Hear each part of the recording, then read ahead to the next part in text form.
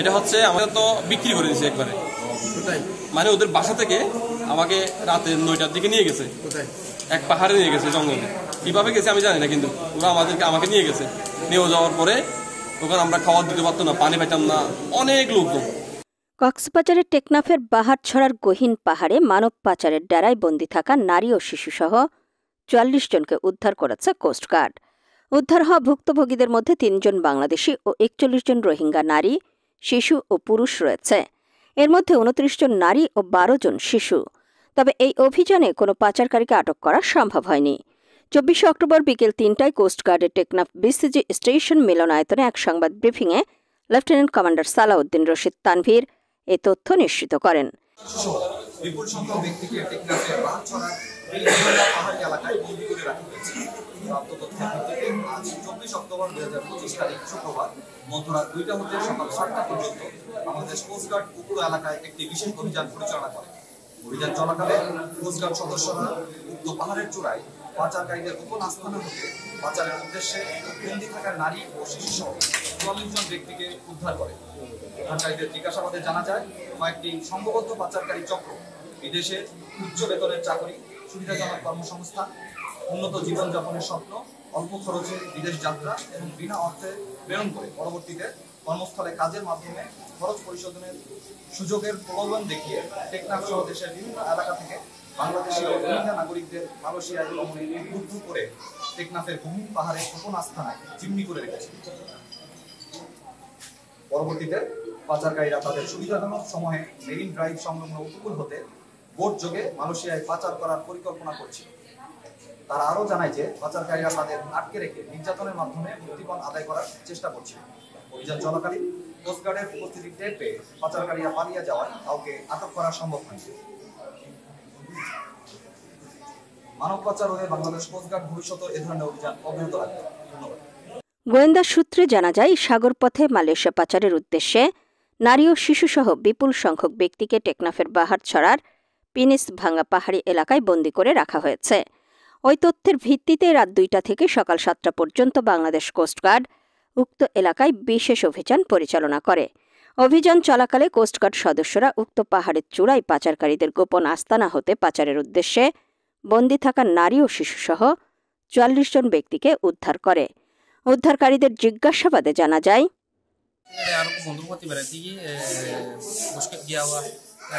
নোয়াখালী কি বারে বন্ধু বন্ধু যে বন্ধুর বাসা দিয়ে বন্ধু মানে আর বন্ধু পথে গিয়ে এটা আর রাখিয়ে নিজে গিয়ে ফেলে না এর থেকে খাইতে তার আশা একটা গতি থাকি নয়ে থাকতে আর যখন যার বার গিয়ে তারে পয়ে গিয়ে তোমার সাইড মাত্র না এটা শুরু করে এনে মানে মোহাম্মদ দূর তখন কিন্তু আইটিএর মতো যাইতে না এটা যে নির্যাতন নিয়ে গেছে এটা তুলিও নেই মানে কবে মতো বাসা নাই যদি কোস্টগার্ড না হলে আর মৃত্যু ছাড়া কোনো বই মাসি তার।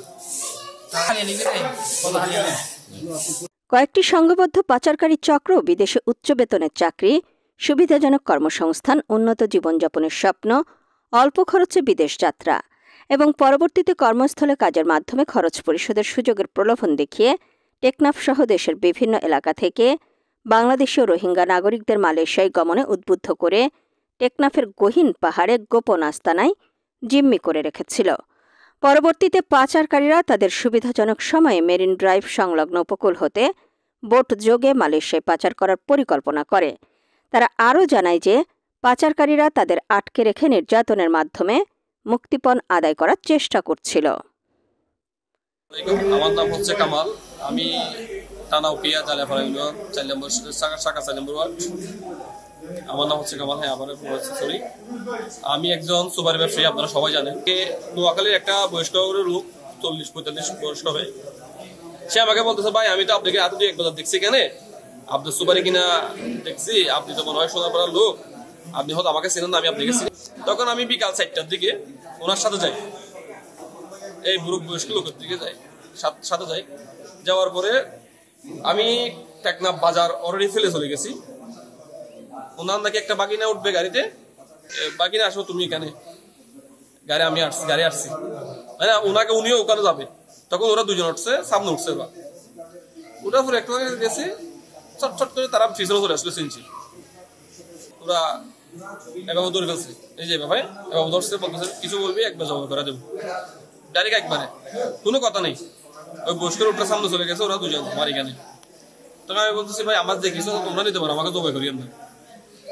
তো সেক্ষেত্রে ওনারা কি করছে, আমার মানি ব্যাগ, আমার টাকা পয়সা এখানে ছিল বান্ডিল, একটা 50,000 টাকা বান্ডিল ছিল, আমার মানি ব্যাগ ছিল 20,000 টাকা। এই যে আমি রিসিভ, আমার রিসিভ দেখতে পারেন।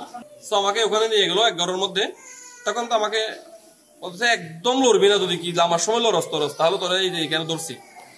আমার ব্যাপার ধরে সোজা বাসায় মধ্যে গাড়ি ঢুকে দিছে। আমি গাড়ির নম্বরটা দেখতে পাই নাই, কারণ আমি নম্বর দেখবো বলে ওরা আরেক শেয়ার ছিল, মানে নম্বর দিকে তাকা দিয়ে দিল না। বাসায় নিয়ে গেলো, বাসায় নিয়ে গিয়ে বলতেছে তোর টাকা পয়সা যত আছে বাইরে করবি, আর এবং তোর টাকা লাগবে অনেক, 30 লাখ টাকা লাগবে। তখন আমি বলছি আমার কোনো টাকা পয়সা নেই, তোমরা যেগুলো আছে সেগুলোই নাও। তিনি একজন সুপারি ব্যবসায়ী। সুপারি কিনতে টেকনাফে এসেছিলেন। একজন বৃদ্ধ লোক সুপারির কথা বলে সিএনজি যোগে মেরিন ড্রাইভ সড়ক হয়ে নিয়ে যাচ্ছিলেন।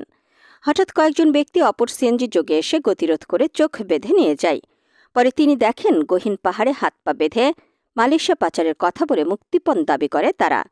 এই সময় তার পকেটে থাকা ব্যবসার 70,000 টাকা ছিনিয়ে নেয়। টেকনাফ বিসিজি স্টেশনের লেফটেন্যান্ট কমান্ডার সালাউদ্দিন রশিদ তানভীর আরও জানান, অভিযান চলাকালীন কোস্টগার্ডের উপস্থিতি টের পেয়ে পাচারকারীরা পালিয়ে যাওয়ায় কাউকে আটক করা সম্ভব হয়নি।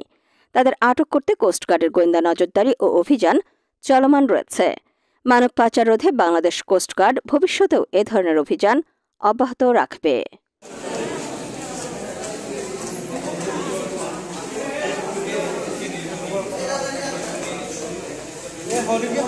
নিজে